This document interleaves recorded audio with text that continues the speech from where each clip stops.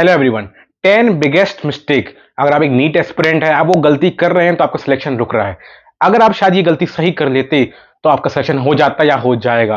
तो ये गलती आपको पता होना चाहिए, क्योंकि आप बिना गलती ही किए ही समझ गए वो चीज, तो आपका सिलेक्शन जल्दी हो जाएगा और बिना ड्रॉप किए हो जाएगा। और जो लोग ड्रॉपर है, जो जिनका सिलेक्शन रुका हुआ है इस साल या 6 साल पहले, उनके लिए ये वीडियो बहुत इंपॉर्टेंट है कि शायद आप भी ये गलती करते हो, आपको पता ही नहीं चलता हो, और गलती करते हो फिर उनका सोल्यूशन भी क्या है वो भी मैं बताऊंगा इस वीडियो में। तो इस वीडियो को पूरा देखिए एंड तक।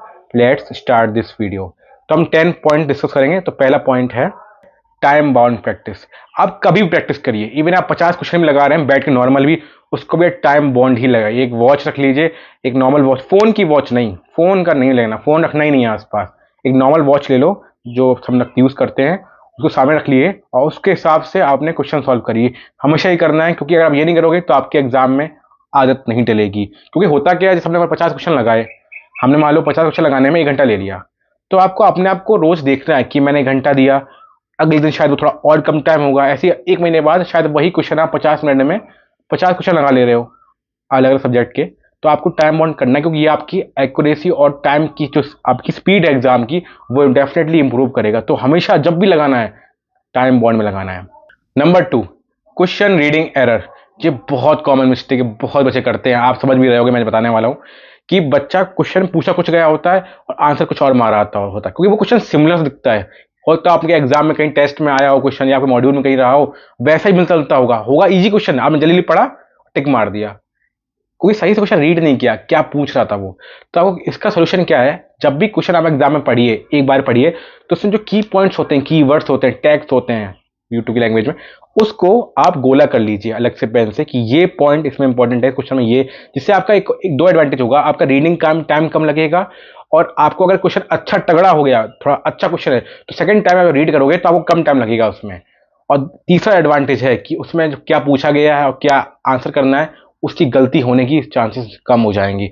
तो हमेशा क्वेश्चन रीड कीजिए, कीवर्ड्स को अंडरलाइन कीजिए, गोला करिए, सर्कल कीजिए, ये करना है आपको हमेशा। थर्ड मिस्टेक, बहुत कॉमन मिस्टेक है, सिली मिस्टेक्स। बहुत से ऐसे बच्चे वीडियो देख रहे होंगे जिनका सिलेक्शन इस साल भी 2025 में सिर्फ और सिर्फ सिली मिस्टेक से नहीं हुआ। आराम से 15-16 वो सिली मिस्टेक कर देते हैं, जो क्वेश्चन उन्हें आते हैं, बट वो प्रेशर से या जल्दी पढ़ने में, जल्दी या जल्दीबाजी में, या सही से देखा नहीं, या माइंड और समझ लो एरर हो गया, तो वो उससे सेशन का रुक गया, सिलेक्शन नहीं हुआ उनका। तो इसको क्या करना है, इसका एडवांटेज क्या है, कैसे वो बचना है इससे, वो ये है कि जब भी आप क्वेश्चन रीड करिए, हमेशा क्वेश्चन रीड करिए, तो वहां पे जब भी क्वेश्चन जो पूछा गया है, ठीक है, या यूनिट दी गई है, ठीक है, या नॉट इनकरेक्ट है या इनकरेक्ट है, क्या पूछा गया उसको अच्छे डार्क कर लेना, अंडरलाइन। हमेशा याद रखना, नॉट इनकरेक्ट, इनकरेक्ट, इसमें से कितने सही है कितने गलत है, ऐसे क्वेश्चन घुमाते हैं आपको। यूनिट 10:-6 है, 10:6 है, ऐसा ऐसा, समझ रहे हो, ये चीज आपको अंडरलाइन कर लेना, अंडरलाइन। पूछा गया है ट्रू है कि फॉल्स है, इसको अलग से लिख देना है, अलग थोड़ा सा लिख देना है हल्का सा, तो आपके सिली मिस्टेक होने के चांसेस कम हो जाएंगे। इसमें वो भी आएगा ओएमआर में गलती, आपको ओएमआर ही भरनी है इंपॉर्टेंट, क्योंकि आपका अभी भी एग्जाम ऑफलाइन हो रहा है। तो अगर आपने क्वेश्चन आता था, आपने ओएमआर में गलत भर दिया, तो क्या फायदा है। तो वहां भी आपको थोड़ा सा दिमाग से एकदम ओपन माइंडेड आराम से रीड करना है और समझ के ओएमआर ही भर देना है, ठीक है, आराम से, रिलैक्स, सिली मिस्टेक नहीं करना है। इसके आगे मैं एक और पॉइंट बताऊंगा, वो बहुत इंपॉर्टेंट है। चौथा point, analysis of test paper. बहुत से बच्चे टेस्ट तो देते हैं पर उसका एनालिसिस नहीं करते, और जो एनालिसिस करते भी हैं वो भी क्या करते हैं, कितने सही हुए कितने गलत हुए, अच्छा मेरे सही नंबर आए, बस हो गया। ये बहुत ही हल्का एनालिसिस होता है। जितना टाइम आपने अपने पेपर में दिया है, उतना ही टाइम आपको उस पेपर का एनालिसिस करने में देना चाहिए। कैसे करते हैं एनालिसिस, क्वेश्चन, एक पेपर लीजिए, रफ पेपर लीजिए, उसमें 2 कॉलम बनाइए बड़े बड़े, एक रॉन्ग एक राइट। अब जो राइट हुए हैं उनको आपको देखने की जरूरत नहीं है, जो रॉन्ग हुए हैं उनमें 2 तरह के रॉन्ग हुए होंगे। एक वो गलत हुआ होगा जिसमें हमें सिली मिस्टेक की गई होगी, 3 तरह के मान लो। एक में जिसमें सिली मिस्टेक ली थी, उसको आपने, मैंने बताया कैसे करना है, उसको जस्ट अगले टाइम पे उसमें और रीडिंग इंप्रूव करनी है। दूसरी चीज है कि आपने क्वेश्चन की थ्योरी ही नहीं आती थी, आपको क्वेश्चन का कोई आइडिया नहीं था, तो आपने अटेम्प्ट क्यों किया, है ना। तो वो आपको सही करना है कि मुझे अगर आता ही नहीं था तो मैंने अटेम्प्ट क्यों किया। तो वो आपको पूरा पढ़ना, जाके थ्योरी इसकी जाके पढ़नी है, जाके थ्योरी पढ़ो। तीसरा क्वेश्चन था, आपको आता था पर पता नहीं आपने क्या किया, आपने सही से अटेम्प्ट नहीं किया या ऐसी गलती कर दिया। ये सबसे खतरनाक क्वेश्चन होते हैं कि आपको आ रहे थे फिर भी आपने गलत कर दिया। तो इसको आपने गलत क्यों किया, ये आपको अपने आप से सोचना है बैठ के, और क्वेश्चन की थ्योरी पढ़ो कि क्या क्या, कोई ट्रिकी क्वेश्चन था, उसमें कोई ऐसी चीज थी जो आपको नहीं पढ़ी थ्योरी में, उसको जाके आपको फिर से रिविजिट करना है। इससे डेफिनेटली अगर अगली बार कभी क्वेश्चन वो आएगा तो आप क्वेश्चन वो गलत नहीं करेंगे। फिफ्थ पॉइंट, अब ये फिफ्थ पॉइंट जो है वो पहले 4 पॉइंट का ही समरी है, जो कि उसका सोल्यूशन भी कह सकते हो। आपको एक बनानी है मिस्टेक कॉपी डे 1 से। जब भी आप टेस्ट पेपर देके आओ, जब से भी आपके टेस्ट पेपर स्टार्ट हो गए, मिस्टेक को बना लो। मतलब जितने भी क्वेश्चन गलत करे हैं उनको लिखो उसमें, जो आपने गलत करे हैं, आते हुए गलत करे हैं, या फिर वो क्वेश्चन जो आ सकते हैं, आपको लगता है एग्जाम में आपको आने चाहिए थे, वो लिखने हैं। कुछ क्वेश्चन ऐसे होंगे जो आपके औकात के बाहर होंगे, जो बहुत जेई एडवांस के होंगे, अगर आते हैं उनको मत लिखो, उनका लिखने का वेस्ट टाइम है, उनको करना ही नहीं है, आपको छोड़ दो उनको। जो आप कर सकते थे या आपके लेवल के थे या एग्जाम में आ सकते हैं उस लेवल के क्वेश्चन याद रखना। टफ क्वेश्चन आपका सिलेक्शन नहीं रुकते कभी भी, बहुत इंपॉर्टेंट लाइन बोल रहा हूं। जो टफ क्वेश्चन होते हैं वो सिलेक्शन नहीं रोकते, वो रैंक डिसाइड करते हैं। आपका सिलेक्शन रोकते हैं इजी क्वेश्चन और मीडियम क्वेश्चन। तो इजी और मीडियम क्वेश्चन को आपको ज्यादा टाइम देना है, उनको ही सॉल्व करना है, बार बार उन पर ही टाइम देना है आपको, टफ क्वेश्चन पर नहीं देना है। तो मिस्टेक को बना लेना है और उसको रिवाइज करते रहना है वक्त टाइम टू टाइम। हर पेपर के बाद आपकी बनेगी मिस्टेक कॉपी में, बढ़ती रहेगी बढ़ती रहेगी बढ़ती रहेगी, उसमें आपके क्वेश्चन बढ़ते रहेंगे, ऐड होते रहेंगे ऐड होते रहेंगे। उन क्वेश्चनों को बार बार रिवाइज करना है, उससे आपके वो क्वेश्चन कभी एग्जाम में गलत नहीं होंगे, फिर से आ गए वैसा सिमिलर क्वेश्चन भी आया तो भी गलत नहीं होगा। तो एडवांटेज क्या रखना लेना है आपको, मिस्टेक कॉपी ये हमेशा आपके पास होनी चाहिए और हमेशा बढ़ती रहनी चाहिए। एक मोटा सा रजिस्टर बना लेना। नंबर 6 पॉइंट, ये बहुत ही अच्छा पॉइंट है, बहुत लोगों को पता ही नहीं है, ये बहुत डाउट में लोग रहते हैं कि क्वेश्चन ज्यादा लगाएं या थ्योरी ज्यादा पढ़ लें। बहुत लोग डाउट में रहते हैं, मैंने खुद देखा, इवन मैं भी कभी डाउट में था कि क्या करूं, क्योंकि अगर थ्योरी पढ़ते हैं तो आपको लगता है कि आपने पढ़ाई की है, आपको अंदर फील होता है कि मैंने पढ़ाई की है या मैंने टाइम दिया है। जब क्वेश्चन लगाते हो आपको ऐसा लगता है यार मैं थ्योरी तो पढ़ ही नहीं रहा हूं यार। तो पहले फेज में जब तैयारी करते हो तो पहले 7-8 महीने आपको थियरी पढ़नी है प्लस क्वेश्चन लगाना है, पर आखिरी 2-3 महीने में आपको थियरी बहुत कम पढ़नी है, मैक्सिमम क्वेश्चन अटेम्प्ट करने हैं। मैं क्यों बोल रहा हूं, क्योंकि थियरी जो आप पढ़ोगे ना वो आपको क्वेश्चन प्रैक्टिस से थियरी कवर हो जाएगी अपने आप।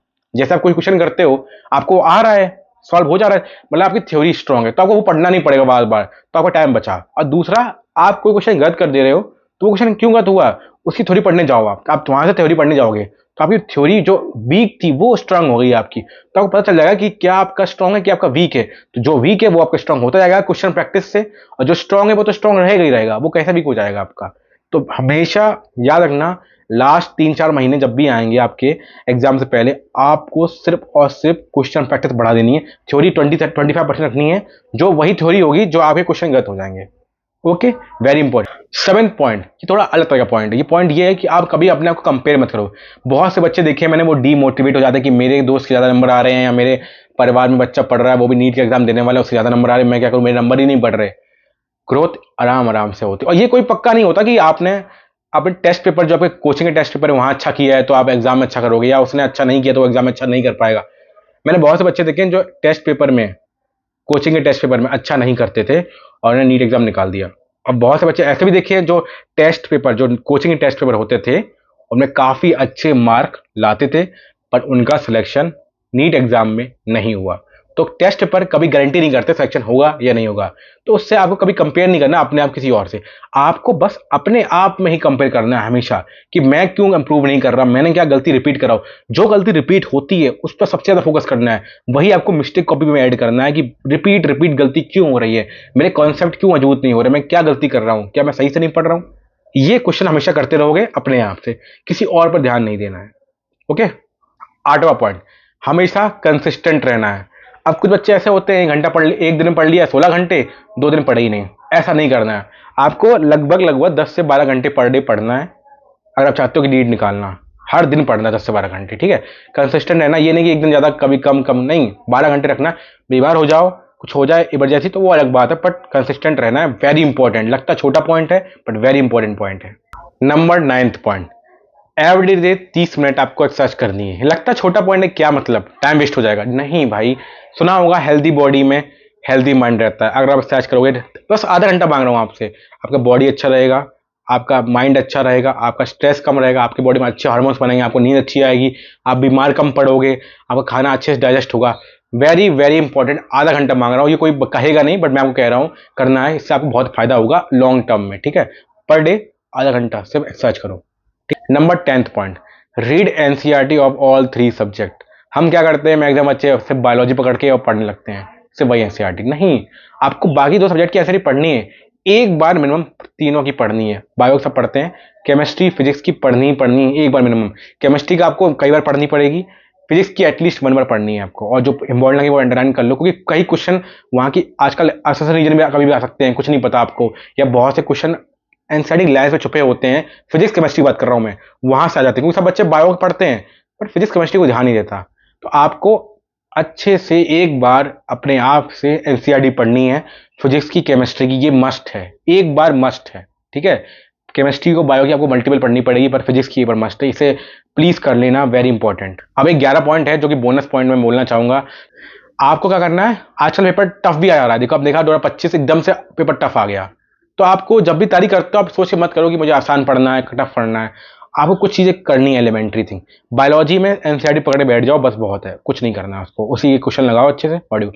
फिजिक्स केमिस्ट्री में क्या करते हो आप, मॉड्यूल जब पढ़ रहे हो वो करने करो, पेपर लास्ट पेपर लगाओगे, जो 10 साल पेपर वो तो लगा सब लगाते हैं, वो भी लगाना।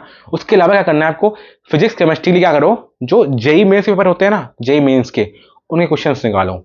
उनके जो इजी क्वेश्चन होते हैं, मीडियम क्वेश्चन होते हैं, उनको सॉल्व करो। हाई फाई क्वेश्चन मत लगाओ, उनके जो आसान से होते हैं या थोड़े से जेई में से आसान जो क्वेश्चन आएंगे वो आपको तो मतलब मीडियम आपके लिए लगेंगे, तो वो आप लगा लो। उससे कभी भी सीधे क्वेश्चन एज इट इज उठ के अपने नीट एग्जाम में आ जाते हैं, सच में होता है। मैंने देखे बहुत से ट्रिपल आईटी के क्वेश्चन, जो मतलब जेई में से पहले ट्रिपल आईटी होता था, उसके question as it is question, कोई क्वेश्चन नए नहीं बनते अक्सर, वो पुराने क्वेश्चन ही होते हैं, बस वो कट एंड पेस्ट होते हैं, पता नहीं होता आपको, ठीक, कट एंड पेस्ट। तो वही क्वेश्चन आपको लगाने हैं जेई मेंस के। कोई दोस्त हो आपका, क्योंकि वो भी ऑनलाइन होता है, अब तो इंटरनेट है, आपको फ्री में क्वेश्चन मिल जाते हैं हर जगह, यूट्यूब पे मिल जाएंगे, तो उनको क्वेश्चन आप निकालो और लगाओ। फिजिक्स केमिस्ट्री के लिए जो उनके मीडियम या नॉर्मल आसान क्वेश्चन है उनको लगाओ, टफ क्वेश्चन लगाने की जरूरत नहीं है। मैं हमेशा बोलता हूँ आपका सिलेक्शन आपका टफ क्वेश्चन नहीं रोकेगा, सिलेक्शन आपका ईजी और मीडियम क्वेश्चन रोकेगा। और आप अपना डाउट जो भी हो इस वीडियो में कि ये सर नहीं हो पा रहा, वो नहीं हो पा रहा, वो आप लिख दो इसमें, मैं आपकी पूरी हेल्प करने की कोशिश करूंगा। और बहुत डाउट आ रहा है तो आप मेरे इंस्टाग्राम पर भी मुझे फॉलो कर सकते हैं, वहां पर भी डाउट पूछ सकते हैं। तब तक के लिए बाय बाय, टाटा, अगली बार किसी और वीडियो में मिलेंगे। सब्सक्राइब और लाइक कर दो, बाय।